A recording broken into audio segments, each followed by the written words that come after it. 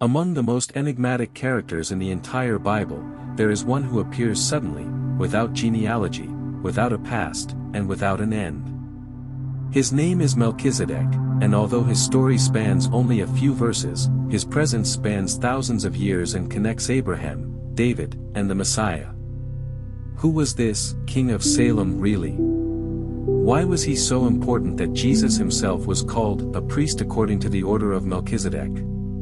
Today we will discover the secrets behind this mysterious character. Melchizedek in the Scriptures. Melchizedek is mentioned only 3 times in the entire Bible, but each time has a profound meaning. First time in Genesis chapter 14. Then Melchizedek, king of Salem, brought out bread and wine. And he blessed Abram, saying, Blessed be Abram of God Most High, possessor of heaven and earth.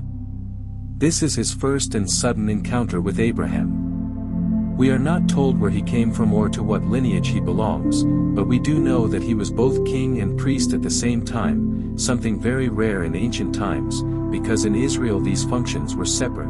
Kings came from Judah, and priests from Levi.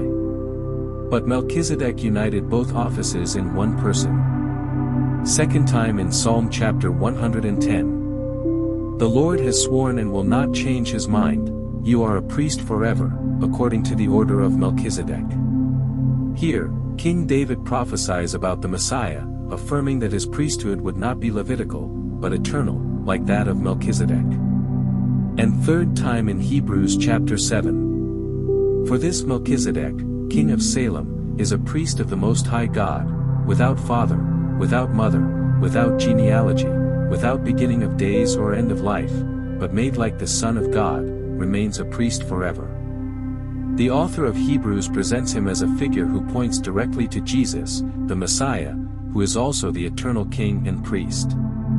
The meaning of the name and its symbolism. The name Melchizedek in Hebrew is Melchizedek, which means, king of justice. And it is said that he was king of Salem, a word that comes from shalom, or peace. So literally, Melchizedek is king of justice and king of peace. And the order in which they appear is no coincidence. First comes justice, and then peace. This reflects a divine principle. There can be no true peace without justice. God first establishes justice, the right order of things, and from there flows peace. Therefore, the kingdom of God is based on both, but always in that order. Theories about who Melchizedek was. This is one of the most debated topics among theologians and scholars. Over the centuries, several theories have been proposed. Theory 1, Melchizedek was Shem, son of Noah. This is one of the oldest theories and comes from Jewish tradition. According to Genesis chapter 11, Shem lived 500 years after the flood, and if one calculates his lineage and lifespan, he was still alive in Abraham's time. Shem was blessed by God and called the father of all the children of Eber, that is, the ancestor of the Hebrews. Therefore, some ancient rabbis taught that Shem acted as the priest of the Most High God at that time, and that Abraham recognized him as such by giving him tithes. This theory explains Melchizedek's spiritual authority, but it does not address the fact that the Bible presents him without a known genealogy or lineage. Theory 2, Melchizedek was a symbolic figure or theophany. Another interpretation holds that Melchizedek was not an ordinary man, but a manifestation of the Son of God before his incarnation. A theophany, that is, a visible divine appearance. This is supported by the text of Hebrews, which says that he was, without beginning of days or end of life, and made like the Son of God. According to this view, Melchizedek was a living prefiguration of the Messiah, an eternal priest who blesses Abraham and represents God's justice and peace. Theory 3, Melchizedek was a Canaanite king faithful to the true God. Some scholars believe that Salem, which would later become Jerusalem, was ruled by a righteous man who knew the Most High God, even before the covenant with Abraham. Thus, Melchizedek would be a testimony that the knowledge of God still existed outside the family of Noah and Abraham, and that God maintained witnesses of him among the nations. The connection with Jesus, the Messiah.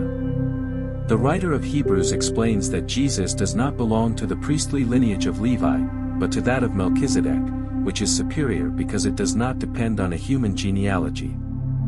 His priesthood is eternal and heavenly. Just as Melchizedek blessed Abraham with bread and wine, Jesus blesses his people with his body and blood, symbols of an eternal covenant. The parallel is striking. Both are kings and priests.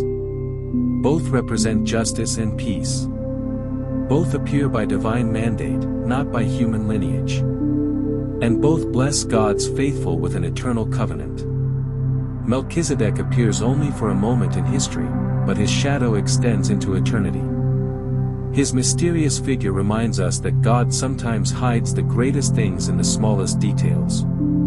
It doesn't matter whether he was Shem, a righteous king, or a divine manifestation, what matters is what he represents. A kingdom where justice precedes peace, and where the true priest intercedes not with animal sacrifices, but with his own life. Just as Melchizedek blessed Abraham, the Messiah, Jesus, blesses today all who believe in him. And although we don't know for sure who Melchizedek really was, perhaps that mystery is part of the message. That there are things that only God reveals in his perfect timing. And now I ask you, who do you think Melchizedek really was? Was Shem a symbolic figure, or a manifestation of the Son of God himself? Share your thoughts in the comments, and let's continue discovering the treasures of the Bible together.